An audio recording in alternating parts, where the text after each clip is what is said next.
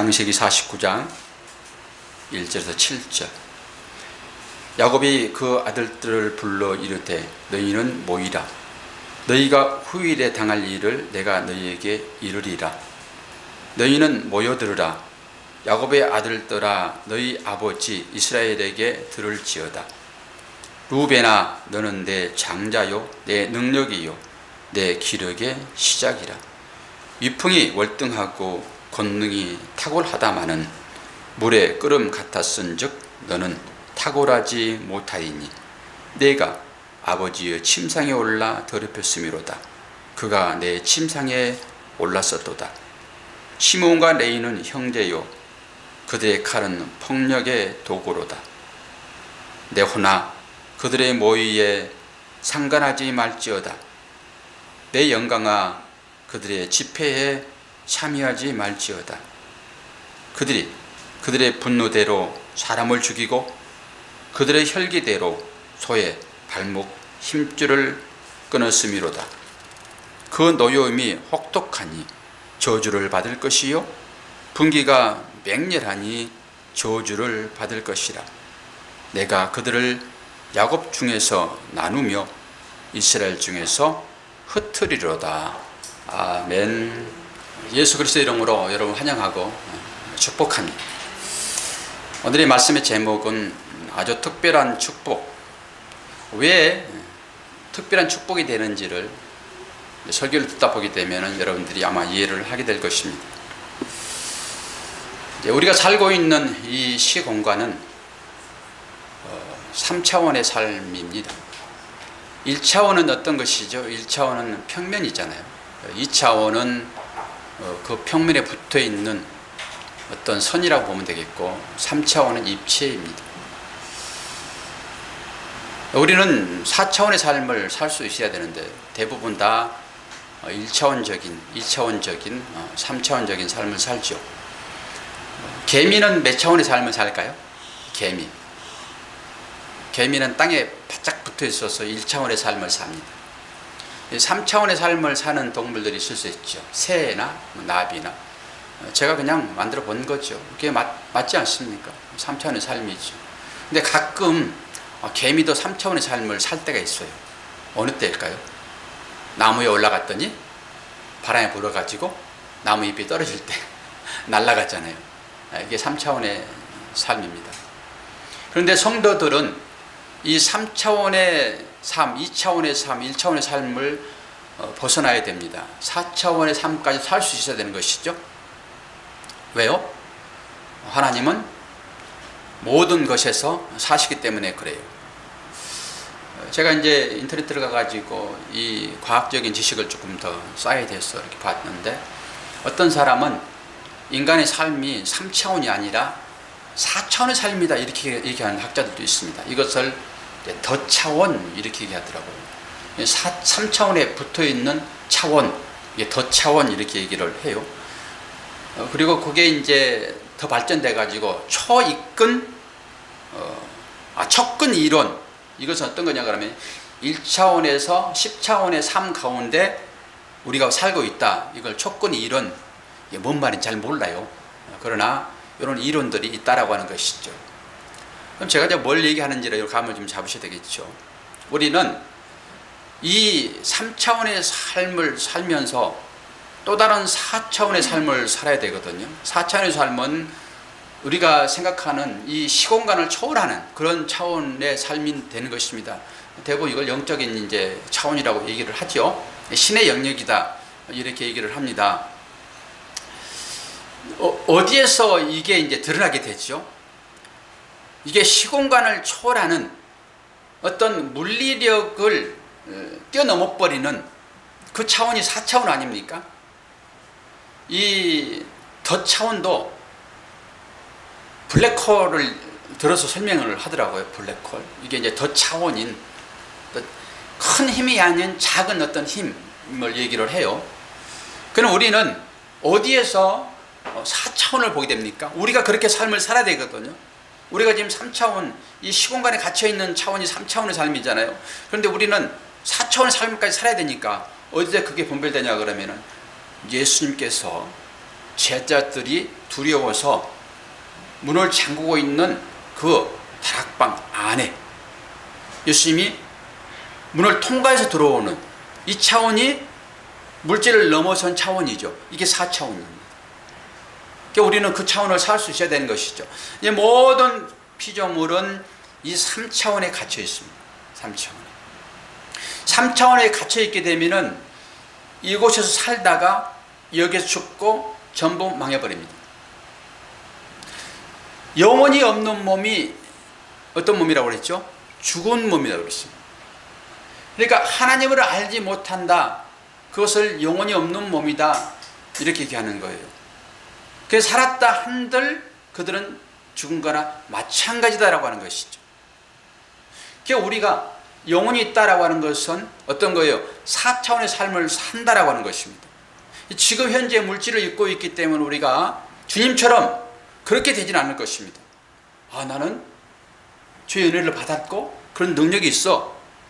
그래서 선사같이 벽을 향하여 한번 나가보십시오. 깨지고 맙니다. 어떤 사람이 지난번에 제가 한번 말씀드렸나요? 나는 주의 능력을 입었기 때문에 무리를 걸을 수 있어.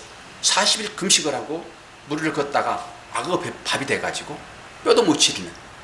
실제요. 여러분, 신앙을 그렇게 하면 절대 안 됩니다. 요 실제 삶이 있다라고 여러분 생각하십시오. 그러나 우리는 여기에 머무르지 않고 4차원의 삶을 살아야 됩니다. 과학은 4차원일까요? 3차원일까요? 과학은 3차원입니다. 3차원. 그러면은 학문적으로 볼 때 과학 위에 어떤 학문이 하나 있죠? 철학이라는 학문이 하나 있습니다. 그럼 철학은 3차원일까요? 4차원일까요? 철학은 4차원으로 생각을 해요. 그러나 철학한다라고 하는 것은 이 3차원을 넘어선 생각을 갖는 것입니다. 왜 이 물질이 여기에 있지? 왜 피아노는 저렇게 소리가 나지? 나는 누구야? 나는 왜 여기에 존재하고 있어? 나는 왜 네 아버지가 돼 있지? 이런 질문입니다. 이게 4차원 질문이잖아요. 이게 철학입니다. 철학을 통해서 어떤 사람은 하나님을 보기도 하고 어떤 사람은 철학에 깊이 들어가 가지고 자신을 포기해 버리기도 합니다. 니체가 유명한 말 하나 있지요. 니체가 신은 돌아가셨다. 신은 돌아가셨다. 니체가 그렇습니다. 깊이 철학의 사유를 통해 가지고 신은 죽었다고 얘기해요. 달나라에 처음 갔던 사람이 닐 암스트롱이잖아요. 이 우주를 벗어나는 어떤 힘, 이게 능력이잖아요. 이 차원을 벗어난, 이 지구의 이 중력을 벗어난, 이것도 3차원의 세계입니다. 거기 갔더니 지금 내가 발 딛고 있는 이 지구가 얼마나 아름답게 보이던지 이 지구를 보면서 과연 하나님은 살아계시다, 이 고백을 했다는 것이죠. 근데 우리가 이 땅에 발붙이고 있는 이 2차원적인 삶을 사는 사람들이 우리가 무슨 중력을 넘어설 수 있습니까? 무슨 다른 도구를 통해서 잠깐 날 수는 있습니다. 중력을 거부할 수 없습니다. 우리는 2차원적인 삶을 산다고요. 이 땅 가운데서. 그런 사람이 어떻게 이 우주 만물을 만든 그 능력의 하나님이 없다라고 할 수 있냐고요. 그건 말이 안 되는 것입니다. 이 외부로 나가게 되면 이 지구가 얼마나 아름다운지 창조자가 아니면은 이렇게 아름답게 만들 수 없다라고 하는 것을 고백하지 아니할 수 없다라고 하는 것이죠. 여러분 마음 가운데 아직까지도 하나님이 살아계신지 하나님이 죽어 있는지 여러분 궁금하지 않습니까? 이곳에 온 여러분들은 전부 다 하나님을 살아계신 분들을 믿고 여기에 와 계시잖아요. 할렐루야. 다 그렇게 믿고 나온다고요. 그런데 우리의 삶을 돌아보게 되면은 하나님은 살아계시지 않는 것처럼 느껴지죠. 그렇게 행동들 하잖아요. 여러분, 대한민국 대통령은요, 세계의 질서 가운데서는 아주 자그마한 대통령입니다. 그런데 불구하고 우리가 대통령이 내 주위에 계시다 하게 되면은 우리는 몸가짐을 바르게 하죠. 같은 차원의 권위만 조금 달라져도 우리는 그 권위 앞에 주눅든다고요. 권위는 이게 무섭습니다. 사람 자체는 무섭지 않아요. 다 똑같은 사람이었잖아요. 지난날의 야당이죠. 그러나 권위가 딱 주어지게 되면은 그 권위 앞에서 모든 사람들은 오금을 저립니다. 사람은 무섭지 않습니다. 그에게 권위가 줬기 때문에 그 앞에 복종하는 것이죠. 하물며 사람에게 그런 권위를 주었고 그 권위 앞에서 우리는 대부분 다 몸가짐을 바르게 하죠. 그러나 하나님은 이 1차원에 계실까요? 아니요. 무차원에 계십니다. 하나님은. 그 하나님이 살아계셔서 지금 이곳에 성령으로 그 옆자리에 앉아 계십니다. 그런데 이게 눈이 열리지 않으면 이게 보이지 않기 때문에 하나님을 믿는다고 하지만은 우리의 삶은 전혀 믿지 않는 자의 삶처럼 이렇게 느껴진다고요. 우리는 이 1차원, 2차원, 3차원의 삶을 살지만은 4차원, 아니 더 영원한 것에 우리의 마음을 두고 살아야 되는 것입니다. 이렇게 살 때만 진짜 하나님이 계시다는 것을 우리는 인정하게 되는 것이죠. 오늘 아주 특별한 축복, 이게 어떤 것일까요? 우리는 7장 7절까지의 내용은 야곱의 세 아들에게 축복하는 내용입니다. 그런데 실제로 보게 되면은 이게 축복 같아요? 꼭 저주 같죠. 사실 모든 종교는 어떻습니까? 이 땅의 모든 종교는 나에 관심이 있습니다. 네, 내가 주인공입니다. 나의 행복, 나의 구원, 이것이 최종의 목적입니다. 여러분들에게 질문 한번 해보게 되면, 여러분 구원받으러 여기 오셨습니까? 여러분 행복 때문에 여기 오셨습니까? 아니면은 또 다른 게 여러분을 이곳으로 이끄셨습니까? 어떻게 말씀하시겠습니까? 이 권사님, 왜 여기 오셨어요? 이런 질문을 여러분들이 꼭 하셔야 한다고요. 아버지 앞에 나올 때는. 우리는 대부분 다 섞여 있죠. 어떤 사람은 중앙이 나눠가지고 우편을 더 쏠리기도 하고, 어떤 분은 좌편을 쏠리기도 하고. 세상 종교는 전부 다 나입니다. 나를 중심으로 생각합니다. 나의 행복입니다. 나의 구원입니다. 근데 기독교는 그 반대라고요. 그러니까 내가 차지하고 있던 이 자리, 이게 왕자거든요. 왕자는 왜 필요하죠? 명령권이 보여져 있기 때문에 그렇습니다. 요거는 심판권도 같이 병행됩니다. 판단합니다. 이게 왕자입니다. 이 자리를 넘겨드리는 것이 기독교라고요. 그런데 다른 종교들은 전부 다 그 자리를 자신이 앉도록 유도합니다. 그러니까 설교를 듣게 되면은, 진리의 말씀을 여러분이 듣게 되면은, 여러분들은 내가 앉아있는 이 자리를 자꾸 내드리고 싶은 생각이 있어야 되는 것입니다. 자꾸 불편해야 되는 것이죠. 내가 앉아있는 이 자리가 뭔가 모르게 불편을 느껴야 되는 것입니다. 왜? 내가 지금 나를 위해 살고 있거든요. 우리 권성님도 자신을 위해 살잖아요. 하나님은 그냥 나의 필요를 채워주는 어떤 조금 능력이 있는 어떤 분, 그래서 기도하게 되는 거 아닙니까? 근데 기독교는 그와 반대다라고 하는 것이죠. 하나님께서 우리들에게 이 삶을 요구하는데, 나 중심적인 삶이 아니라 이웃 중심적인 삶, 이것을 우리는 다른 말로 하나님 중심적인 삶이라 얘기합니다. 그런데 하나님 중심적인 삶이 어떤 것일까요? 그럼 말은 우리가 할 수 있습니다. 하나님 사랑해요 라고 얘기합니다. 그런데 진짜 하나님의 사랑이 어떤 것인지, 내 중심이 아닌 하나님 중심적인 삶이 어떤 것인지를 여러분들이 아셔야지만이 그 삶을 살아내고, 하나님은 그 삶을 살 때 영혼 없는 몸이 죽은 것처럼 행함이 없는 것은 죽은 것이다, 이런 것이잖아요. 그러면 우리가 행위로 드러나야지만이 그 믿음이 온전하다 인정받을 것인데, 그러면 그게 어떤 것이냐라고 여러분 보셔야 되잖아요. 오늘 또 우리가 우리 아이들과 암송 하나 했는데 마태복음 22장 몇 절이었죠? 37절입니다. 예수께서 이르시되 내 마음을 다하고 뜻을 다하고 목숨을 다하여 주 너희 하나님을 사랑하라 하셨으니 이것이 첫째 되는 계명이에요. 그러면서 둘째도 이와 같으니 내 이웃을 내 몸처럼 사랑하라. 이것이 온 율법이요 선자의 강령이다 이겁니다. 온 율법이다라고 하는 건 뭐죠?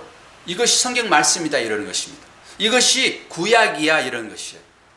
우리가 신약을 지금 보고 있지만은 신약은 예수님이 오셔가지고 사도들이 했던 얘기 또 예수님이 했던 말씀 그 말씀들이 예수님 오신 이후에 한 90년 이후에 쓴 책이란 말입니다.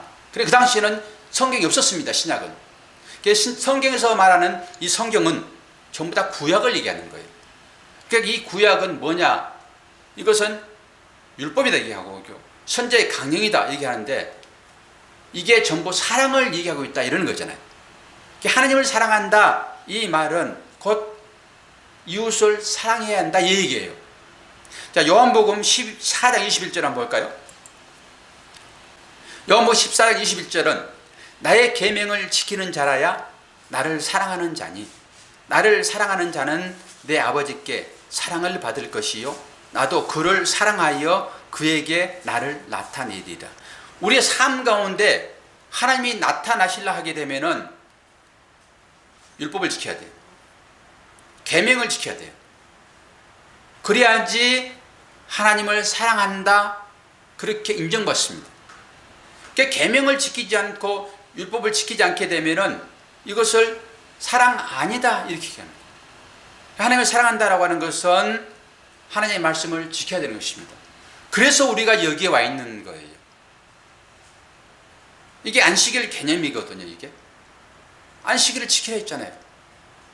어떤 사람은 구약의 안식일 개념으로 토요일날 예배 드리는 것 있는데 그것과 다르죠. 우리는 이 정신을 이어받아서 우리가 이곳에서 예배 드리는데 바로 그게 주일입니다. 아니 토요일날 예배 드리면 어떻고 또한 금요일날 예배 드리면 어떻습니까? 우리가 정해놓고 예배 드리면은 그날이 주의 날인 것이죠. 그러나 우리는 모든 사람들이 일요일 이날 다 정해놓고 예배를 드리기 때문에 이날은 거룩한 날이다 라고 하는 것이죠. 이날은 하나님께서 지키라고 우리들에게 허락한 계명이라고요.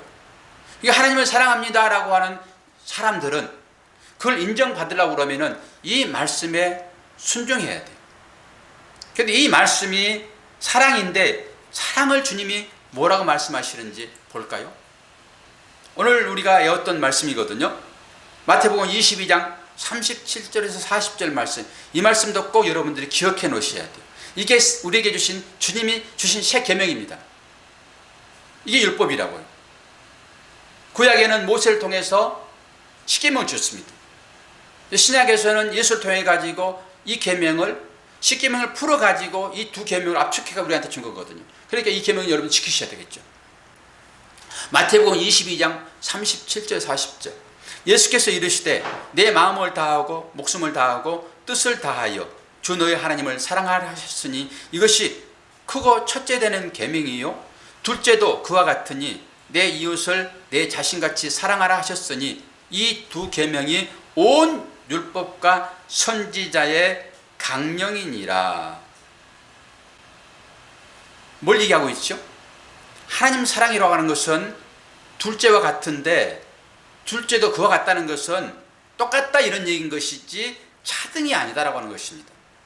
우리가 하나님을 사랑한다 말할 때 그 사랑이 뭐냐 그러면은 이웃사랑이라고요. 그 이웃사랑은 온 율법과 선지자가 우리들에게 가르쳐준 계명이다 이라는 것입니다. 그래서 이 계명 말씀을 지키고 순종하는 자는 하나님을 사랑하는 것이고 그 말씀은 곧 이웃사랑이라고요. 그러니까 여러분이 주위의 이웃을 사랑하지 않으면은 하나님 사랑하지 않습니다. 그렇게 미워하는 마음을 가지고 하나님 사랑합니다. 이율배반적입니다. 저 원수를 내가 어떻게 사랑해요? 그런 나는 하나님 사랑합니다. 거짓말입니다. 물론 믿음의 차이 때문에 아직 덜 성숙되어져서 그럴 수는 있다라고 하지만은, 그러나 이 말이 어떤 의미를 안다 하게 되면은 우리는 우리의 의지를 발동해서 옆 사람을 사랑해야 됩니다. 그 사랑이 무엇이냐라고 했을 때 또 다른 측면이 있을 수 있으나, 현재 여러분이 생각하는 것은 우리가 정해놓은 규칙, 어떤 규범, 도덕과 윤리, 이런 것으로 여러분 일단은 사랑하십시오. 그런 이후에 그 사랑이 내포하고 있는 것이 무엇인가라고 하는 것은 또 다른 측면이라고요. 일단 여러분들이 사랑할 수 있어야 되는, 첫 번째 사랑은 내 이웃은 누구죠? 1차적인 내 이웃은 나입니다. 나. 원수를 처음에는 미워해라 그래 놓고 그 다음에는 원수를 사랑해라, 이런 얘기들은 충분히 제가 설명을 다 했거든요. 그러나 여러분들한테 설명해 보십시오. 그러면 못할 것입니다. 이건 다음 기회에 설명을 한번 더 하도록 하고요. 우리가 하나님을 사랑합니다라고 말했을 때 이건 계명을 지키는 것인데, 이 계명을 지키는 것은 이웃 사랑이다라고 하는 것이죠. 그러면은 이 기독교가 말하는 이 이웃 사랑은 또 다른 측면에서 어떤 것이냐 하게 되면은, 내가 원하는 자리에서 하나님이 원하는 자리에 이동하는 것인데, 우리는 대부분 다 우리의 하나님을 향한 목적, 기도는 어떤 것일까요? 내가 이렇게 원합니다. 대부분 그렇습니다. 하나님, 이것 제가 지금 급한데 이것 좀 해결해 주세요. 이 어려움에 처해 있는데 하나님 이것만 해결해 주시면은 제가 열심히 하나님 앞에 헌신하겠습니다. 웃음이 나오죠. 속이 있으니까. 그렇게 살았거든요. 현재 우리도 그렇게 살고 있고. 여러분, 그런 차원에서 지금 예배 드린다 하게 되면은 이것은 잘못된 신앙 고백입니다.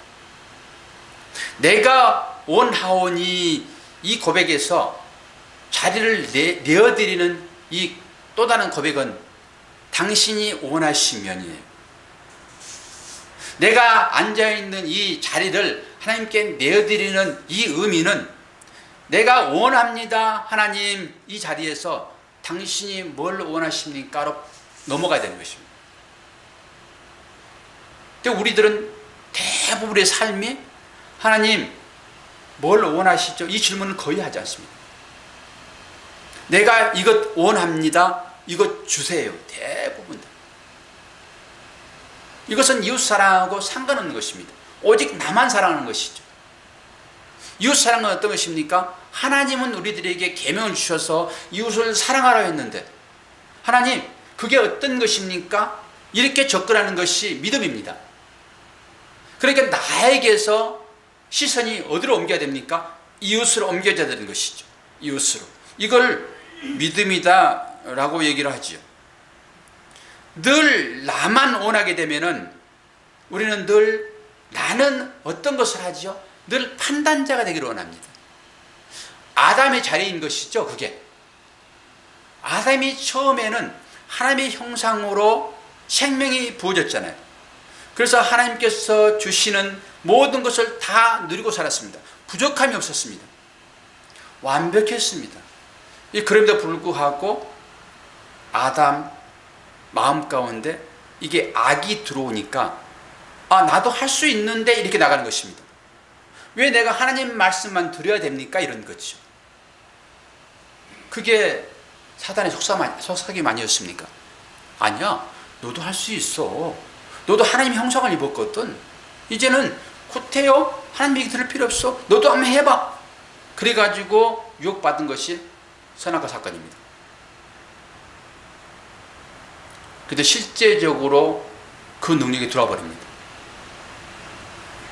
그래서 이제는 당신 필요 없어요. 나도 할 수 있습니다. 어떤 마음입니까? 두 마음이 딱 들어오는 것입니다. 두 마음은 어떤 마음이죠? 선과 악을 분별하는 마음입니다. 이게 선악과입니다. 선악과가 다른 게 아니에요. 여러분, 과일로만 생각하지 마십시오. 그 마음이에요. 그 마음. 유혹을 받게 되면은 딱 두 마음을 갖게 됩니다.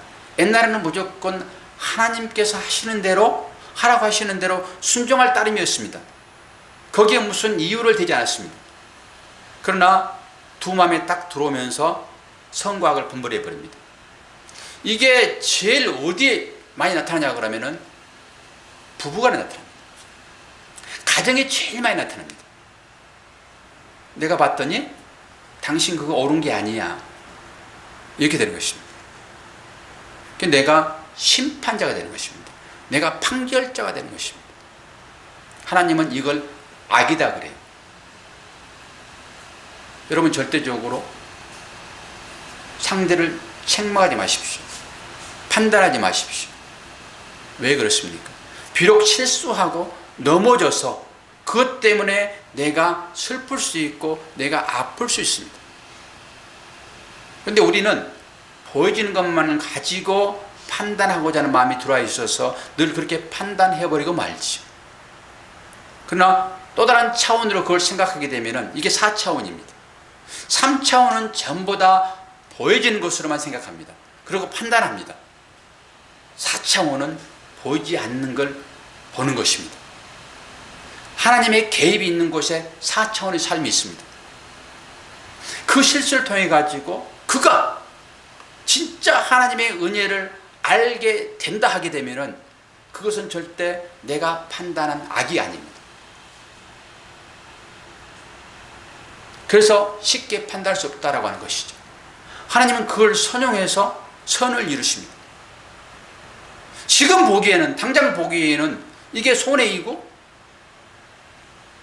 이게 나한테는 불편한 일이고 우리가 규정해 놓는 이 법에 의해서 보게 되면 이건 악이야. 사람을 주먹으로 때렸다고요? 그러면은 구속된 자 중에 폭력으로, 그리고 뭐 요즘 다양한 추행들이 있잖아요. 그러면 그것 때문에 구속이 됩니다. 그 자체는 우리가 규정된 그것에 아주 반해서 나쁜 것입니다. 이건 악입니다. 그런데 그것 때문에 그가 하나님의 어떤 분인지를 알게 되는 계기가 됐다 하게 되면은 그게 그렇게 나쁜 게 아니라, 그러니까 우리가 생각하는 선과 우리가 생각하는 악은 성경에서 말하는 것과는 다르다고요. 우리는 우리가 생각하는 것밖에 알 수 없습니다. 그래서 그것 때문에 옳고 그름을 분별해 버리는 거예요. 하나님은 그것까지도 선으로 사용한다니까요. 그러면 그게 어떻게 악이 되는 것입니까? 우리가 이웃을 사랑한다 했을 때 우리는 그 사랑이라고 하는 것은 바로 그런 것입니다. 함부로 판단하지 않는 것입니다. 함부로 정죄하지 않는 것입니다. 내가 스스로 재판장이 되지 않는다, 이 말이 곧 이웃 사랑인 것입니다. 모든 역사의 주체는 유일하신 하나님뿐이다라고 하는 것이죠. 오늘 보니까 야곱이 자녀들에게 축복하는데 벌써 미래가 결정되는 것처럼 말하고 있습니다. 하나님은 말씀하시게 되면은 그 말씀은 100% 이루어지는 것이기 때문에 그게 곧 미래의 완성이 되는 것입니다. 이게 믿음입니다. 하나님이 언약을 했다, 나를 구원했다. 그 구원은 중간에 어떻게 번복될 수 없는 것입니다. 우리하고는 다르기 때문에 하나님은. 야곱이 유언을 통해 가지고 축복하는 그 내용은 곧 이루어진 것이다라고 보시면 됩니다. 그런데 그 이루어짐이 저주에 가깝지 않습니까? 저주에. 우리가 봤을 때는 이게 저주라고 보는 것이죠. 그런데 이걸 축복이라고 지금 얘기를 하고 있습니다. 창세기 49장 28절 한번 볼까요? 다음 주에 이제 볼 내용이지만은. 창세기 40장 28절. 이들은 이스라엘의 12지파라.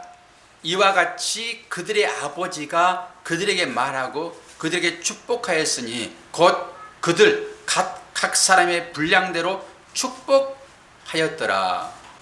지금 저주 같은 것이지만은 하나님은 이걸 축복이다라고 얘기하고 있다고. 그래서 제가 아주 특별한 축복 이렇게 얘기하는 것이죠. 실제적으로 저주의 삶을 그들이 삽니다. 근데 끝에 가서는 이게 축복으로 결론이 되어지는 거거든요. 이것이. 왜 하나님은 이것을 축복이라 했는가? 그런데 자녀들을 축복하면서 뭐라고 합니까? 각 사람의 분량대로 축복하였다. 이게 그들에게 내려진 유언, 즉 축복의 내용입니다. 각 사람의 분량대로. 그러면은 오늘 세 사람에게 각각의 내용으로 유언을 하고 있는데 그 유언의 내용이 어떤 것이죠? 누구죠? 루벤입니다. 첫 번째가, 두 번째가 시므온이고 세 번째가 레이입니다. 그러면은 먼저 루벤이 어떤 내용으로 유언을 받았습니까? 49장 3절 4절 오늘 우리가 읽었던 본 말씀이죠. 뭐라고 했습니까? 루벤아, 너는 내 장자요 내 능력이요 내 기력의 시작이라. 이풍이 월등하고 권능이 탁월하다마는 물의 끓음 같았은즉 너는 탁월하지 못하리니 내가 아버지의 침상에 올라 더럽혔음이로다. 그가 내 침상에 올랐었도다. 야곱은 정부인이 두 사람 있었습니다. 레아와 라헬입니다. 그리고 그 레아와 라헬의 종들, 시종이 있었습니다. 그 시종들에게서 얻은 자녀들이 또 2명씩 있거든요.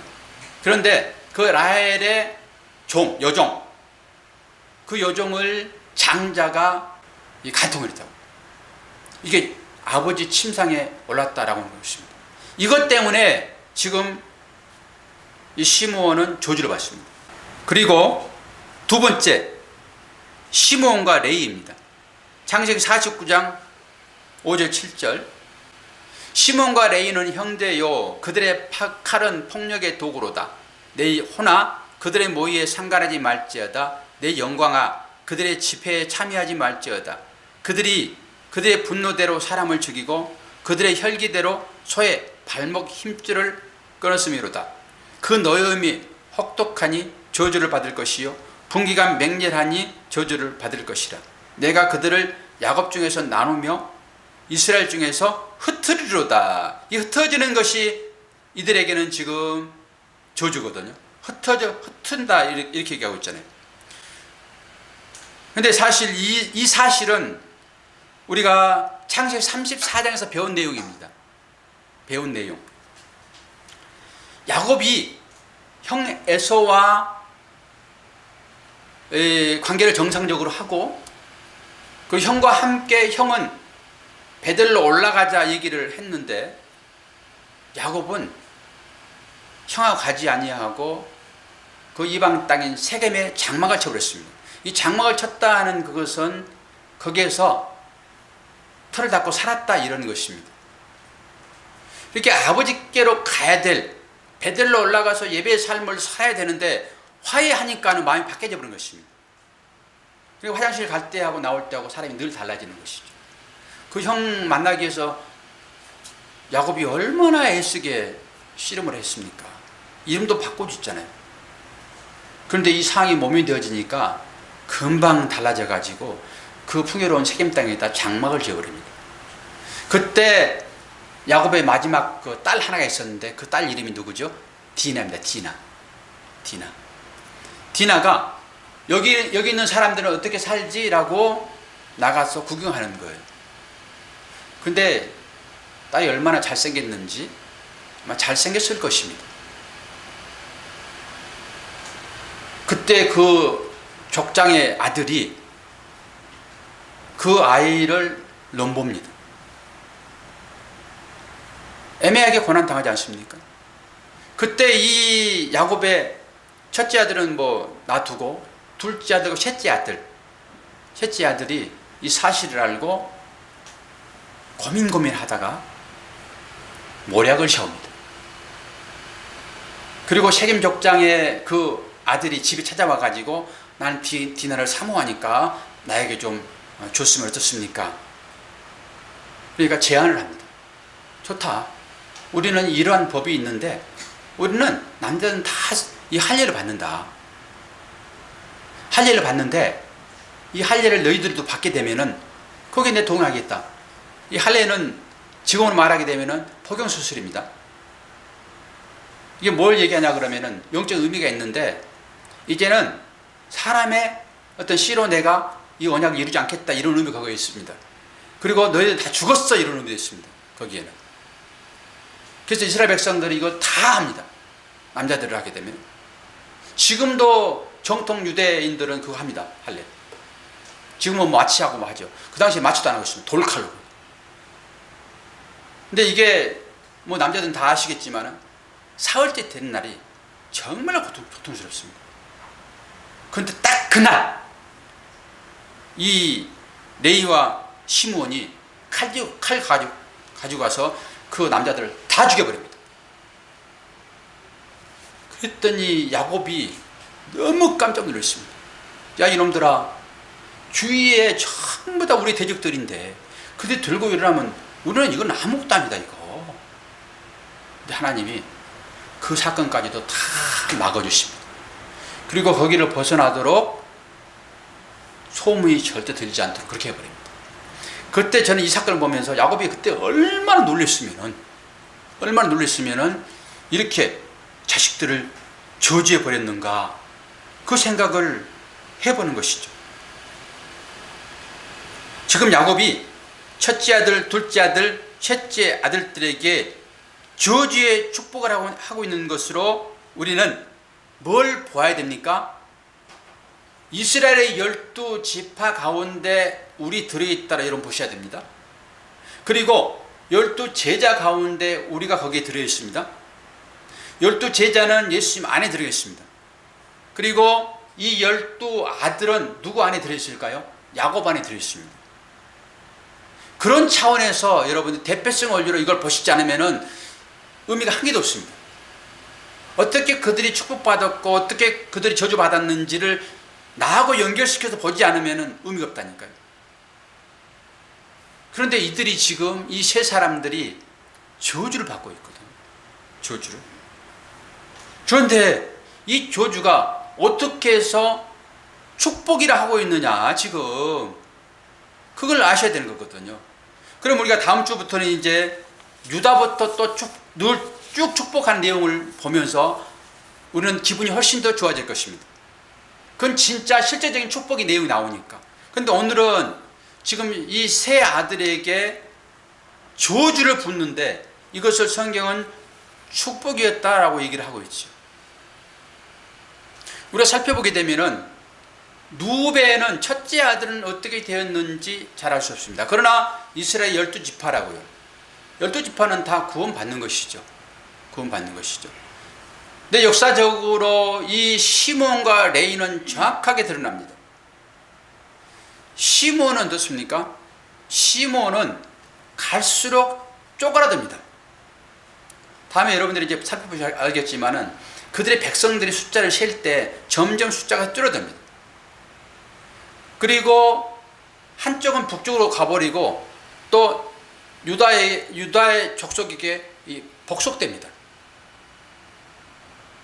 그렇게 해서 이 예언이 이루어지는 것이죠. 그게 없어지면 우리는 저주 받는 걸로 하죠.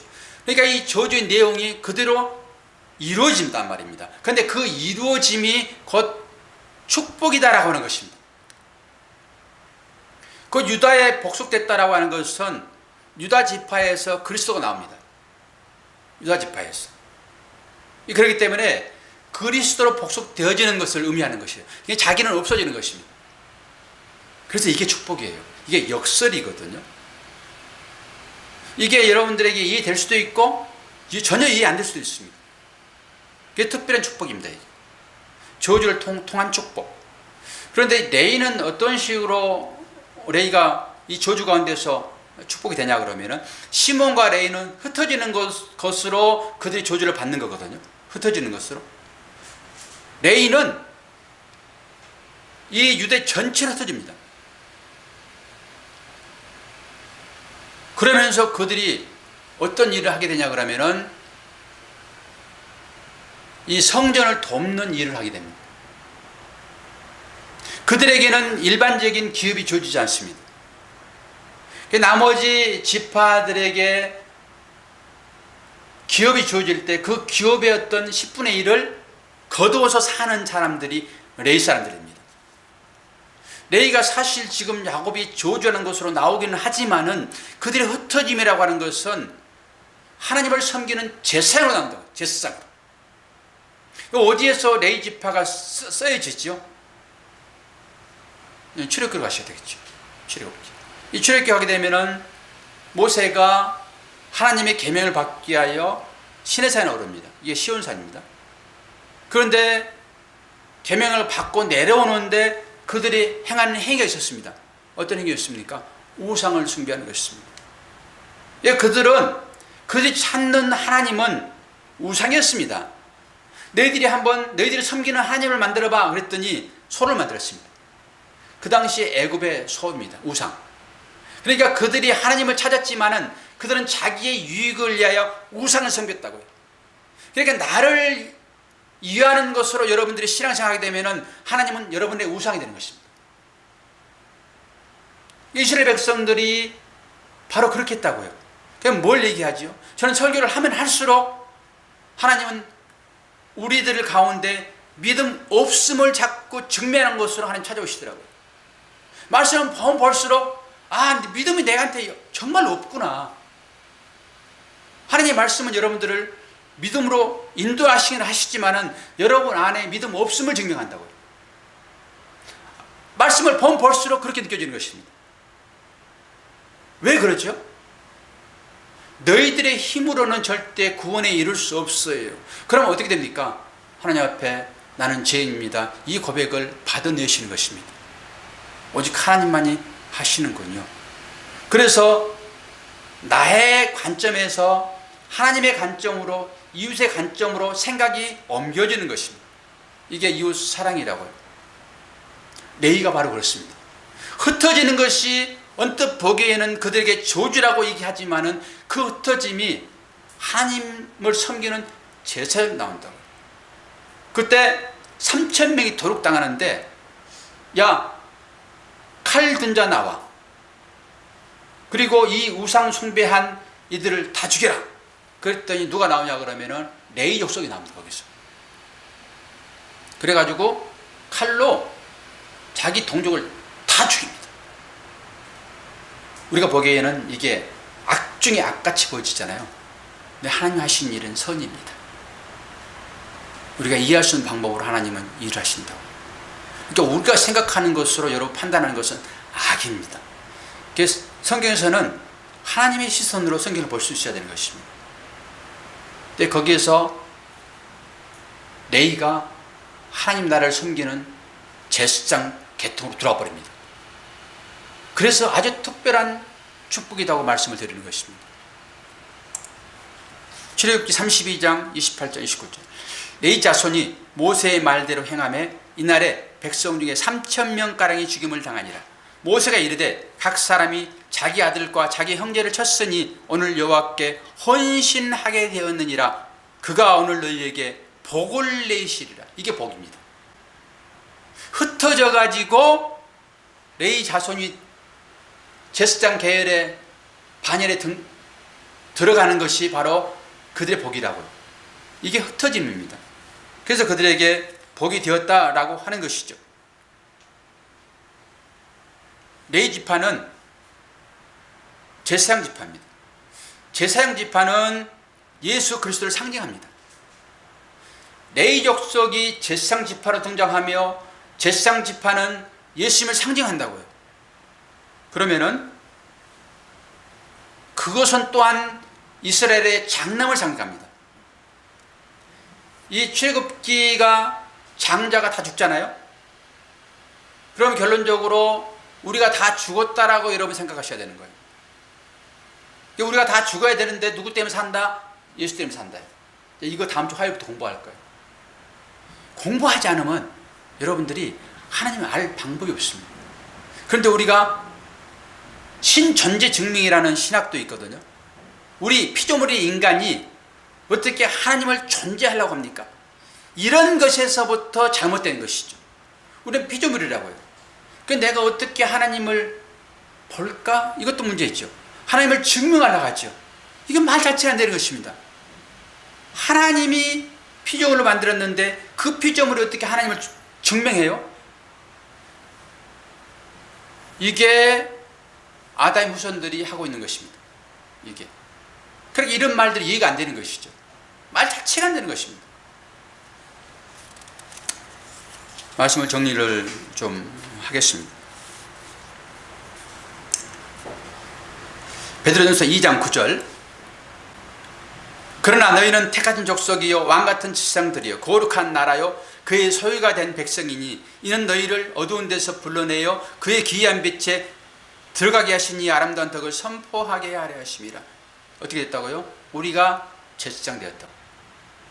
이 레위 족속이 제사장 된 것은, 그것은 예수 그리스도를 상징하고 있고, 그것은 또한 장자를 상징하고 있고, 그것은 또 제사장으로 우리가 이제는 제사장이 되었다라고 선포하고 있습니다. 할렐루야. 이런 논리를 여러분 타고 오지 않으면은 어떻게 해서 하나님이 우리를 구원하는지 조차 알 수가 없습니다. 여러분이 거룩한 분이라는 것, 성도라고 하는 이 의미를 이런 방법으로 캐치하지 않으면은 여러분 하나님을 위대한 분으로, 거룩한 분으로 인정할 방법이 없습니다. 여러분이 지금 이 자리에 앉아있는 이 자리는 제사장들이 앉아있는 것이, 제사장들이.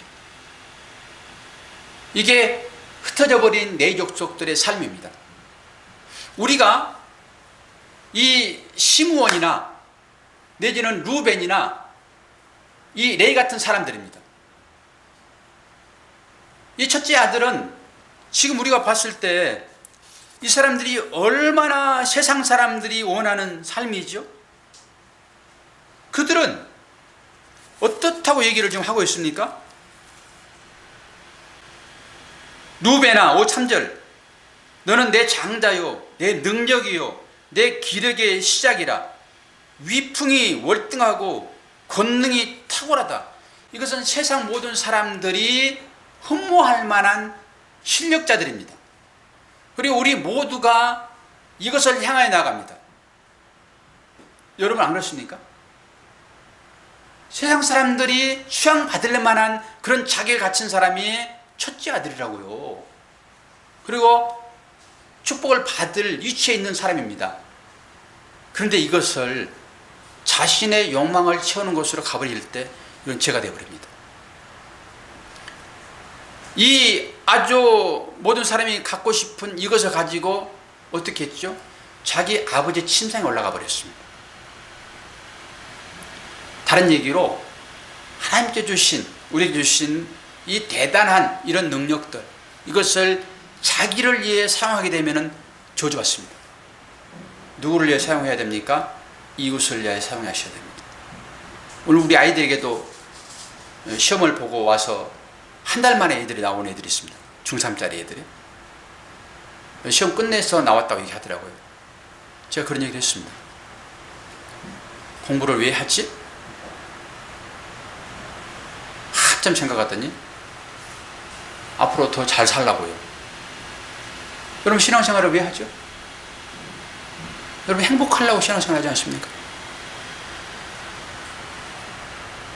신앙생활 하는 것은 여러분의 행복이 아닌 이웃의 행복을 위하여 하는 것입니다. 이것이 우리들에게 주신 계명입니다. 이것을 하나님 사랑이라고 얘기합니다. 하나님 어떻게 생각하십니까의 고백입니다. 결혼도 마찬가지입니다. 너를 위하여 예요. 그런데 나를 위하여로 가게 되면 이건 악입니다. 지금 첫째 아들이 그렇게 살았다고요. 그렇기 때문에 저주받습니다. 그리고 둘째 아들, 셋째 아들, 그 아들들은 이 자기 혈기를 이기지 못한 사람들입니다. 그리고 자기 판단에 근거하여 묻지도 않고, 아버지에게 물어야 되잖아요. 아버지 이거 어떻게 해야 되죠? 이런 상황 발생이 됐는데 아버지 딸 아닙니까? 근데 지가 생각하는 판단으로 칼을 붙잡고 난동을 벌여버립니다. 이게 우리의 사고방식이죠. 어떤 일이, 디나의 일이 발생했습니다. 내 혈육의 일입니다. 분노가 치밀어 오릅니다. 내 힘으로 해결하고 싶습니다. 그때 여러분들이 내 힘으로 해결하고자 덤벼버리게 되면 이게 저주받을 일입니다. 누구한테 물어야 됩니까? 아버지한테 물어야죠. 아버지한테. 하나님께 물어야죠. 여러분 삶 가운데 이런 여러 가지 일들이 생길 것입니다. 여러분 힘으로 하려고 절대 하지 마십시오. 하나님께 물으셔야 돼요. 그러나 우리가 그런 삶을 살고 지금 현재 있지만은 하나님은 이걸 다 흩으시어서 우리를 어떻게 인도한다고요? 예수 그리스도의 족속으로 집어넣어버리고 또한 내 족속을 만드셔서 제사장으로 우리를 축복하는 그 자리를 우리를 인도하신다. 이게 복입니다. 저 여러분이 첫째 아들, 둘째 아들, 셋째 아들의 삶을 지금도 살고 있고 앞으로 살겠지만은 하나님은 그 삶을 흩으실 때로 아플 것입니다. 저주로 느껴질 것입니다. 그러나 이것이 저와 여러분들에게 축복이다 하는 이 사실을 오늘 여기에서 보셔야 됩니다. 그렇게 보시기를 축원합니다. 기도하겠습니다. 아버지 하나님, 오늘 야곱이 마지막 자녀들에게 특별한 것으로 축복하는 내용을 우리가 말씀을 통하여서 보았습니다. 우리들은 늘 첫째 아들, 둘째 아들, 셋째 아들의 삶을 삽니다. 그럴 때 하나님은 분명하게 저주하시며 흩으시는데 결국에는 그것을 통하여서 구원에 이르게 할 것이니 이러한 사실들을 잘 분별할 수 있는 영안이 있게 하시고 이러한 말씀들을 묵상하여 하나님의 사랑 가운데 잠길 수 있도록 도와주시옵소서. 예수 그리스도 이름으로 기도하옵나이다. 아멘.